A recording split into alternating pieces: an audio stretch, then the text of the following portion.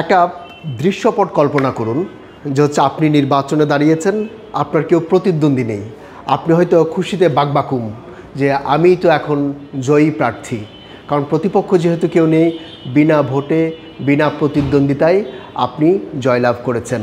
বেশ ভালোই লাগছে। এরকম একটা জয়ের কাণ্ড কিন্তু 2014 সালে হয়েছিল।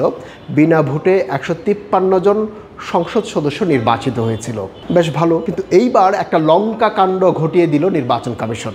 আজ যে আরপিওর মুলতবি বৈঠকটি হলো, সেই জায়গায় বেশ কিছু সংশোধনী এনেছে এবং সেই জায়গায় বলা হয়েছে এখন থেকে কেউ আর বিনা প্রতিদ্বন্দ্বিতায় বিজয়ী হতে পারবে না। অর্থাৎ একজন প্রার্থী যদি থাকে কোন সংসদীয় আসনে, তার প্রতিদ্বন্দ্বী যদি কেউ না থাকে, তাহলে তার প্রতিদ্বন্দ্বী থাকবে একজন, সেটা হচ্ছে না ভোট। অর্থাৎ ওই এলাকার ভোটাররা যদি চায় যে আমি আপনাকে পছন্দ করি না, আমি না ভোট দেব, তাহলে উনি বিনা প্রতিদ্বন্দ্বিতায় হতে পারবেন না। না ভোট যদি বেশি হয় প্রাপ্ত ভোটের চেয়ে, তাহলে না ভোট বিজয়ী হবে, তিনি আর সংসদ সদস্য হতে পারবেন না। এটা একটা খুব গুরুত্বপূর্ণ একটা সংশোধনী বলা যায়। 2008 সালের যে নির্বাচন, তত্ত্বাবধায়ক 111-এর পর যে নির্বাচন হয়েছিল, তখন এই না ভোটের বিধান এসেছিল এবং প্রায় 3 লাখ মানুষ সে না ভোট দিয়েছিল। সেই নির্বাচনের কাউকেই তারা পছন্দ করেন না। খুব ইন্টারেস্টিং ব্যাপার। এইবার আবার না ভোটের বিধান চালু হয়েছে। এটা 2011 সালে যখন সংবিধান সংশোধনী হয়, তখন রাজনৈতিক দলগুলো মতামত দিয়েছিল যে তারা এই না ভোট চায় না। জনগণ কেন না ভোট দেবে? জনগণ সবাই তাদেরকে পছন্দ করতে হবে, ভালো লাগুক আর নাই লাগুক পছন্দ করতে হবে, এটা ম্যান্ডেটরি ছিল। কিন্তু এইবার সেই সুযোগ থাকছে না।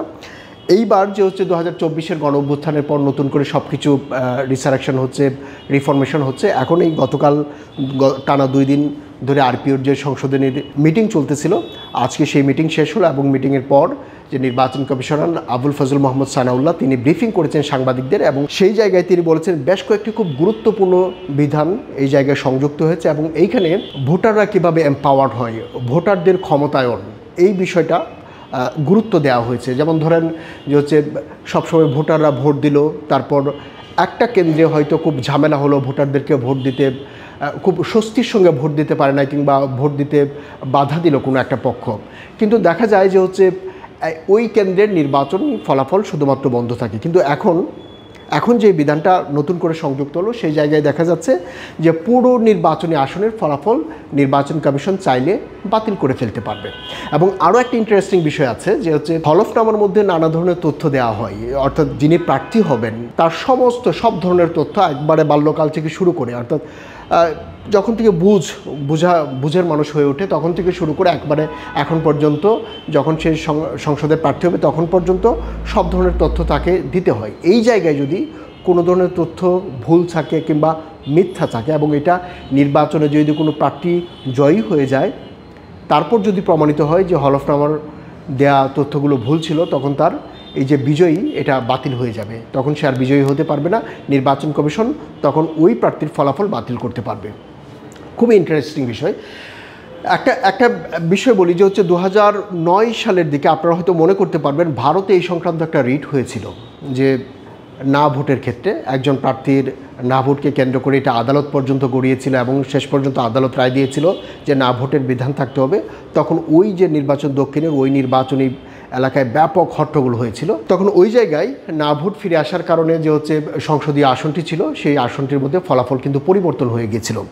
এখন যেটা হচ্ছে যে বাংলাদেশে এখন যে নির্বাচনী কালচার তৈরি হয়েছে, আসলে বাংলাদেশের মধ্যে এক ধরনের যে প্রচলিত রাজনীতির ক্ষেত্রে মানুষ হচ্ছে রাজনৈতিক দলগুলোতে যারা প্রতিদ্বন্দ্বিতা করেন, প্রার্থী হিসেবে আসেন, তাদেরকে অনেক ক্ষেত্রেই পছন্দ করেন না।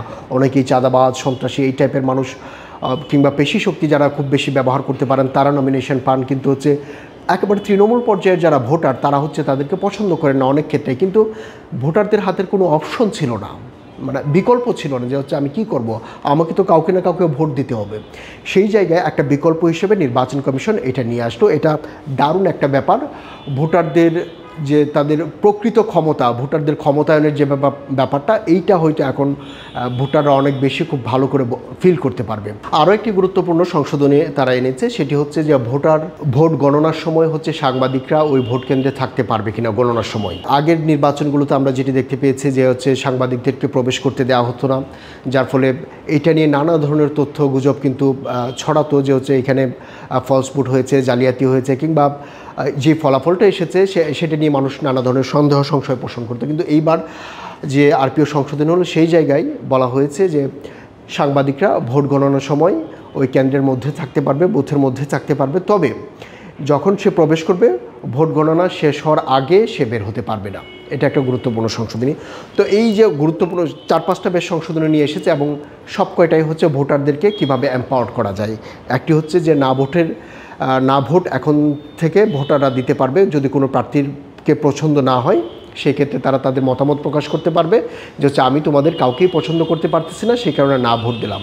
দ্বিতীয়ত হচ্ছে যে হলফনামায় যে সমস্ত তথ্য দেয় এইগুলো যদি মিথ্যা প্রমাণিত হয়, নির্বাচনী বিজয়ী হওয়ার পরেও যদি মিথ্যা প্রমাণিত হয় যে সে হলফনামায় যে সমস্ত তথ্য দিয়েছে সেগুলো মিথ্যা, তখন তার প্রার্থিতা এবং যে নির্বাচনের যে ফলাফল সেটিও বাতিল হবে। আরেকটি হচ্ছে নির্বাচন কমিশন চাইলে যে কোনো জায়গার নির্বাচনের কেন্দ্র এবং সংসদীয় আসনের ভোটের ফলাফল একেবারে বাতিল করে ফেলতে পারবে। এছাড়া হচ্ছে নির্বাচনের সময় কোনো কর্মকর্তা, যে নির্বাচনের সঙ্গে সংশ্লিষ্ট কর্মকর্তা কেউ যদি অনিয়ম করেন তার বিরুদ্ধে শাস্তিমূলক ব্যবস্থা নির্বাচন কমিশন নিজেই নিতে পারবে।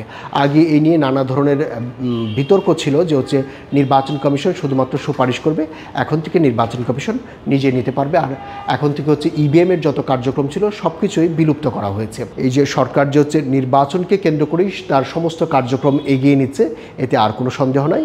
এবং সামনের দিনগুলোতে এখন রাজনৈতিক দলগুলো এবং সাধারণ মানুষ কিভাবে অ্যাক্ট করে, কিভাবে নির্বাচন কমিশনকে এবং সরকারকে সহযোগিতা করে তাদের কর্মকাণ্ডের মাধ্যমে, তার উপরে ডিপেন্ড করবে আসলে বাংলাদেশের যে সামনের দিনের যে নির্বাচন সেটি আসলে কতটা সুষ্ঠু, অবাধ এবং নিরপেক্ষ হয়।